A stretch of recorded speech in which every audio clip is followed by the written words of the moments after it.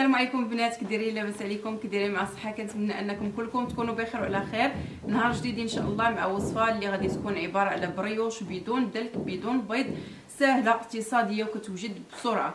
غادي نعطيكم بعض الافكار باش تخمر لكم دغيا وما تحتاجوش انكم تبقاو مده طويله باش تخمر لكم، بالاخص دابا كاين البرد.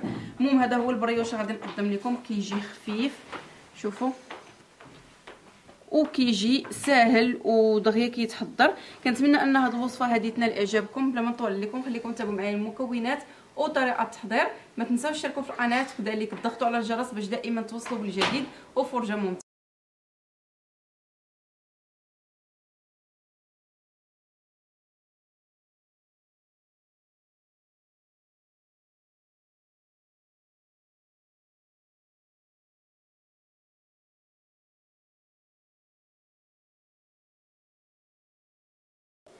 نبداو على بركه الله بالمكونات ديال هذا البريوش هذا اللي غادي نحتاج فيه.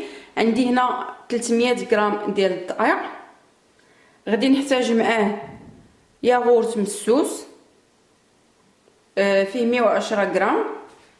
عندي هنا 2 معالق كبار ديال الزبده ما يكونوش عامرين بزاف، 2 معالق كبار ديال السكر سنيده، نص معلقه صغيره ديال الملحه، معلقه كبيره ديال خميره الخبز او خميره فوريه. بالنسبه للخميره كتبقى على حسب الجو، كان الجو سخون كتنقصوا منها، كان الجو بارد راه كتخليو نفس هذه الكميه اللي عطيتكم.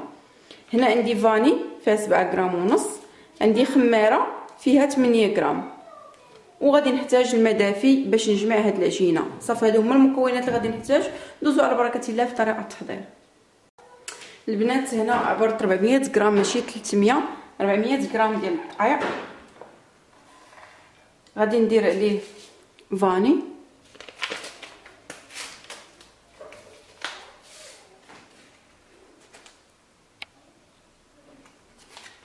غادا نزيد نص معلقه صغيره ديال الملحه،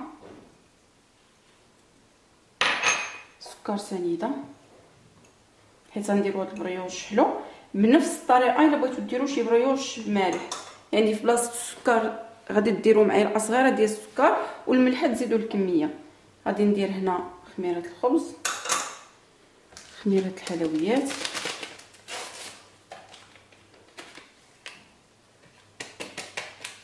غادي ندير ياغورت. الا ما عندكمش ياغورت مسوس ممكن تعوضوه ب2 معالق كبار ديال بودره الحليب، اولا تعجنوه في بلاصه ما تعجنوه بالماء تعجنوه بالحليب دافي. غادي نضيف 2 معالق كبار ديال الزبده، يكونوا بحال المطبخ ما يكونوش عامرين بزاف.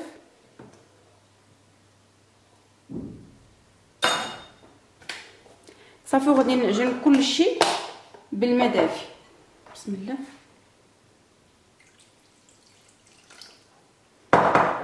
ما نكثروش الماء، نديرو غير شويه حيت فيه الياغورت والزبده، يعني دغيا غادي تجمع لينا العجينه.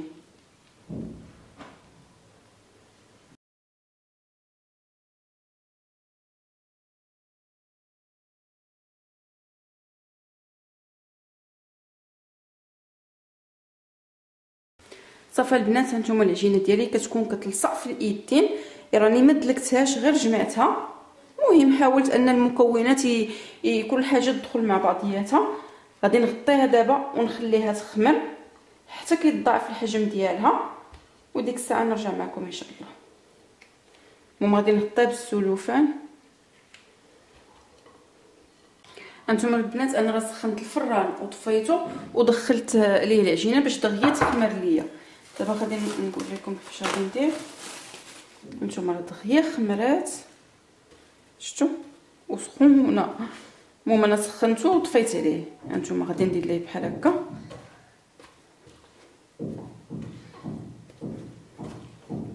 بحال هكا ما يحتاجش انكم تدلكوها نهائيا. المهم انا غادي نحاول انني نجمعها بحال هكا، نرجعها مره اخرى للفران. بطبيعه الحال الفران راه مطفي، غير تخمر صافي وغادي ندوز نشكلها. المهم انكم اهم حاجه باش تنجح لكم هي تكون بحال هكا خفيفه. غادي نغطيها مره اخرى ونخليها تخمر. صافي دابا من بعد ما خمر المره الثانيه هانتوما كيف كتشوفوا غادي نرش شويه ديال الدقيق حيت راه درتها كتلصق في اليدين. كنهبط العجينه ديالي كامله. غادي نحاول نجمعها بحال هكا، المهم ما ندخلش ليها الدقيق لداخل، غير نجمعها وصافي باش ما تبقاش تلصق.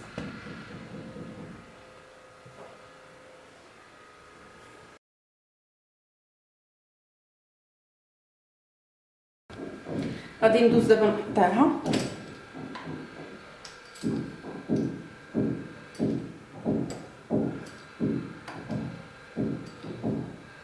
المهم غادي نديرها دوائر.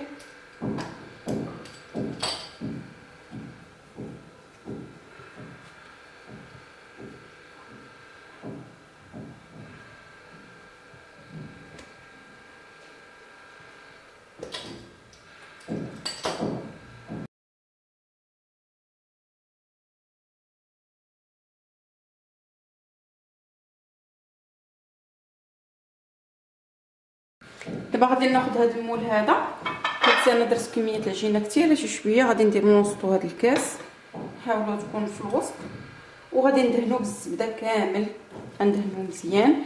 غادي نعطيكم شحال من سنتيمتر كاين في هذا المول هذا. ندهنو على الكاس، ندهن الجناب حتى هما باش ما يلصقش، ضروري دهنو مزيان المول ديالكم. هنا غادي ناخذ كره، بسم الله، نرش شويه ديال الدقيق. ضروري تخليوها هكا، واخا صعيبه شويه في الخدمه ديالها، ولكن باش تجيكم خفيفه ما تجيكمش ثقيله. غادي ناخذ الشكلاط الخاص بالدهن، ناخذ منه واحد المعلقه صغيره بحال هكا، وغادي نسد عليه، حاولوا ما يخرجش لينا من الجناب، حيت الا خرج غادي يتحرق. صافي كنسد الكره ديالي هكا مزيان.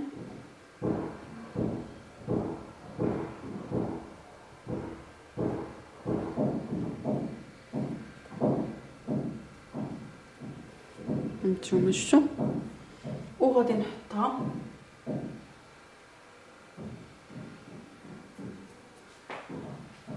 غادي ناخذ وحده اخرى، كره اخرى،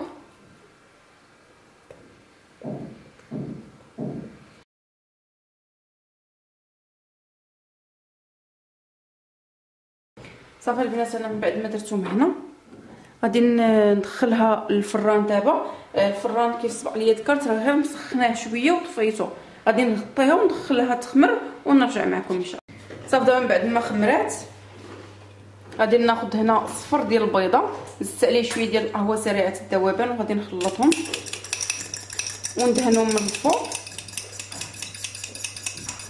صافي دابا غادي ندهن. بالنسبه شحال فيه من سنتيمتر هذا المول هذا، فيه 28 سنتيمتر. غادي ندهن البريوش ديالنا، بسم الله، حاولوا ندهنوا حتى الجناب. هنا بان لي هاد الصفر ديال البيض ثقيل شي شويه، غادي نزيد عليه شويه الحليب، واحد شويه، ونخلط.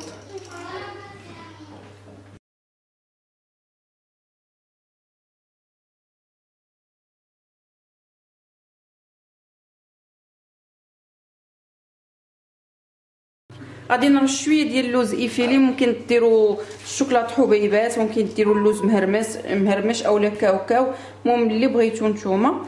غندير كميه قليله من اللوز ايفيلي هو اللي عندي. الفران درتو كيسخن، درجه الحراره تكون 200 درجه، كنشعل ليه من الفوق ومن التحت بالفرفاره. صافي كنخليه حتى كيطيب، كيبان ليا بدا تيتحمر من الجناب ومن الفوق، وكنطفي عليهم. الا عندكم الفران ديال الغاز شعلوا ليه غير من التحت حتى يتحمر ويطيب، يتنفخ الحجم ديالو، وشعلوا ليه من الفوق باش يتحمر ليه الوجه ديالو، وصافي بالصحه والراحه.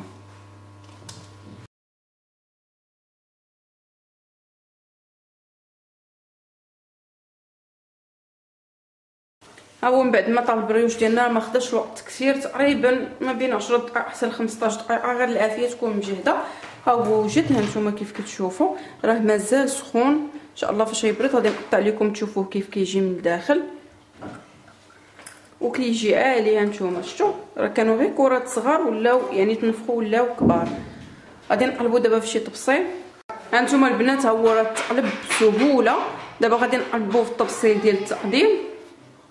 وهذا هو الشكل النهائي ديال البريوش ديالنا كيف كتشوفوا كيجي على هذا الشكل.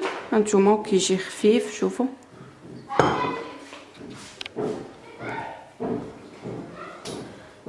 كنتمنى وصفتنا ديال اليوم تنال اعجابكم وتجربوها. ما تنساوش تشاركوا في القناه وكذلك تضغطوا على الجرس باش دائما توصلوا بالجديد. نخليكم ونطلعوا ان شاء الله فيديو جديد مع وصفه جديده باذن الله. البنات هنا كيف كتشوفوا راني دهنتو بشويه ديال الناباج اولا المربى اللي عندكم. انا درت شويه الناباج. غادي نوريكم كيف كيجي من الداخل. كيجي هشيش بزاف ورطب وراه شفتوا بدون دلك. هاد العجينه هذه ممكن ديروا بها الملح والحلو. نخليكم دابا في امان الله.